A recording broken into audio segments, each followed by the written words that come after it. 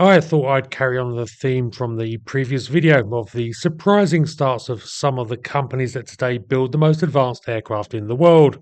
And today let's look at the rather modest and failed beginnings of France's premier fighter builder, Dassault. For those unfamiliar with the famous French aircraft designer whose company today builds the beautiful and lethal Rafale, well, he was born in Paris in 1892 as Marcel Bloch. In 1913, Bloch was an early graduate of the Super-Héros School in Toulouse, the world's first institution dedicated to exploring and teaching about aeronautics. Interestingly, one of his classmates there was a Russian called Mikhail Gurevich, who would also have an interesting career in designing aircraft, but that's another story. With the outbreak of the First World War in 1914, Bloch went to work at the French Aeronautics Research Laboratory, where his first contribution to the field was the creation of a brand new propeller with his colleague Henri Potez, another famous name in French aviation history.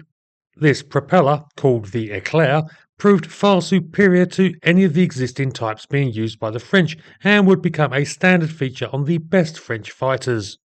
In 1917, Bloch was ready to branch out on his own, and with Potez and another former classmate, Louis Corollaire, the three set up their own aviation company, the Société d'Études Aéronautiques, SEA for short.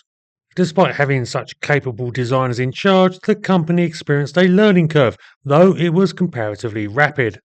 Their first aircraft, the SEA-1, was a single-seat observation aircraft that flew in 1917. Unfortunately, with its small 120 horsepower engine, it proved underpowered and was not considered suitable for use. Learning from this, the three designers moved rapidly on to produce the SEA-2, a single-engine two-seat fighter/observer, and the SEA-3, a three-engine long-range reconnaissance machine. However, problems getting suitable power plants swiftly killed off those types, though the SEA-2 was to be then modified into what became the SEA-4. This got the powerful Loran liquid-cooled V12 engine that produced up to 370 horsepower, and with this, Bloch and his colleagues had a winner. First flight of the SEA-4 was conducted in early 1918 by the famed fighter ace Gustave Douchy, and the evident excellence of the design meant that it rapidly drew a lot of attention from the French authorities from its impressive performance. Indeed, in a lot of ways it was shaping up to be a French equivalent to the famed British Bristol F2 fighter, as a two-seater that could go toe-to-toe with single-seaters. But the SEA-4 actually put that formidable fighter somewhat in the shade, with a greater top speed of 135 miles per hour, as well as having a better ceiling and rate of climb than the Bristol design. Flight tests by units at the front confirmed the capabilities of the SEA-4, and in August 1918 an order was placed for 1,000 of the type. These were to be split into two models, the A-2 observation aircraft and the C-2 fighter. The SEA-4 was pegged by the French High Command to be a significant part of their future air force for the projected attacks of 1919, and such was the demand that a second production line was established, with the order being issued that 200 SEA-4s needed to be delivered every month by 1919. It would seem that Bloch's, Potez's and Carolaire's first commercial military aircraft was going to be a huge success. Except the first production SEA-4 was delivered on the 11th of November 1918, the same day that the First World War ended. Good though the SEA-4s may have been, there was now zero need for the new aircraft, and the order was immediately cut to what was on the production lines already. So only 115 of the type were built, and they would go on to provide several solid years of service to the French Air Force and then more in private hands. Though unfortunately now all appear to have been lost, all going to the scrapyard as better aircraft came onto the scene, as far as I'm aware, none still remain. But what of our intrepid designers? The end of the war also spelt the end of the company, and the three men all briefly went their own ways. Corolla taught at his old aeronautics school for a short period before going to work for Potez, who was able to use his family's financial support to establish his own private aircraft company in 1919. Indeed, Potez would become one of France's biggest and most successful aeronautic companies throughout the interwar years. But what of Marcel Bloch? Well, he actually dropped out of the aircraft industry completely, instead directing his efforts to establishing himself in real estate and then selling cars.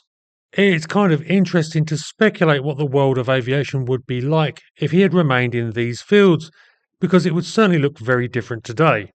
As it was, Bloch was to witness an event that rekindled his passion for aviation. On the 21st of May 1927, he witnessed the Spirit of St. Louis complete the first solo transatlantic flight when it landed at Paris after more than 33 hours in the air. As he later put it, "I understood something had changed in aviation, and that civil aviation would be born. Wilbur Wright's plane first drew me to aviation. The Spirit of St. Louis brought me back." Bloch then set about setting up his own aircraft company once again, which within a decade was both one of the best and biggest producers of French aircraft.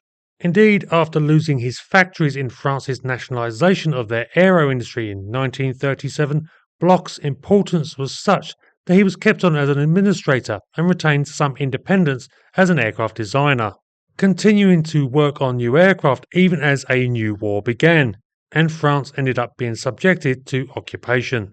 The Germans, recognising Bloch's administrative and creative talents, put pressure on him to come and work for them, but he was able to demur on the grounds of bad health. Unfortunately, as the war wore on, the Germans became more persistent and began to threaten Bloch, who as a Jew was subject to their racial policies. In 1944, fed up with his intransigence, he was sent to the Buchenwald concentration camp.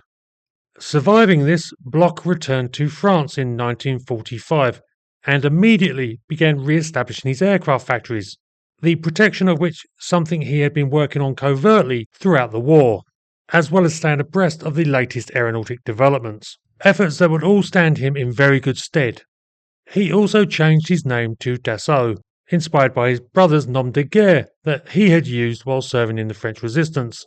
Dassault would go on to become one of the most successful aircraft builders in the world, producing legendary aircraft like the Mirage fighter series and the Falcon civilian jets, and is still a world leader in the field of aviation today. And that is the story of Marcel Dassault and his first production aircraft, the SEA-4, an aircraft that both started and almost ended one of the most influential careers in aviation history.